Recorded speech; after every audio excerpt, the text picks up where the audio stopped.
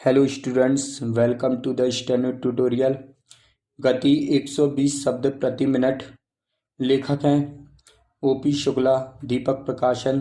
Dictation 5 second से start होगा। Yes, start. महोदय, मुझे इस बात का संतोष है कि राष्ट्रपति जी ने शिक्षा के बारे में अपने भाषण में इस वर्ष विशेष रूप से ध्यान दिया है। हमको दुख के साथ यह स्वीकार करना चाहिए कि आज़ादी के बाद शिक्षा में जितना सुधार होना चाहिए था वह नहीं हो सका है। उसके कुछ भी कारण रहे हों, आर्थिक हों या दूसरे, लेकिन यह हमको मानना पड़ेगा कि शिक्षा के क्षेत्र में अभी बहुत कुछ काम करने को बाकी है। शिक्षा आयोग की रिपोर्ट में जो सिफारिशें हैं उनको तुरंत अमल में लाया जाना चाहिए था, परंतु ऐसा नहीं किया गया। इसके कई कारण हैं। योजना आयोग ने और भारत सरकार ने बुनियादी शिक्षा को स्वीकार किया है।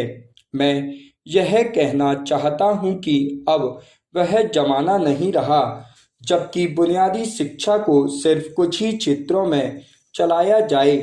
कुछ ही बेसिक स्कूल खोले जाएं और बाकी स्कूल पुराने ढंग से चलते रहें। भले ही हम उस तरह से शिक्षा न चला सकें जिस तरह से सेवाग्राम में चलती रही है, फिर भी जो उसका बुनियादी सिद्धांत है कि उत्पादन के द्वारा शिक्षा देना, उसको संसार के सभी शिक्षा शास्त्री आज मानते हैं। आज स्कूलों कॉलेजों की शिक्षा अच्छी नहीं है। यह सभी जानते हैं कि आज की शिक्षा बच्चों को बेकार बना रही है। इसलिए मैं तो यह चाहता हूँ कि जो हमारी शिक्षा हो, जो स्कूल कॉलेज हों, उनमें बुनियादी शिक्षा का सिद्धांत जरूर लागू किया जाना चाहिए। यह नहीं होना चाहिए कि कुछ बेसिक स्कूल खोले जाएं और बाकी सभी पुराने ढंग पर चलते रहें। आज जो बच्चे हैं उनकी पढ़ाई रुक जाती है, वे कॉलेज में नहीं जा सकते। मैं समझता हूँ कि हमारा शिक्षा मंत्रालय इसकी तरफ पूरा ध्यान देगा ताकि राष्ट्रपति जी ने अपने भाषण में जो कुछ कहा है वह पूरा हो सके और शिक्षा के क्षेत्र में परिवर्तन हो सके।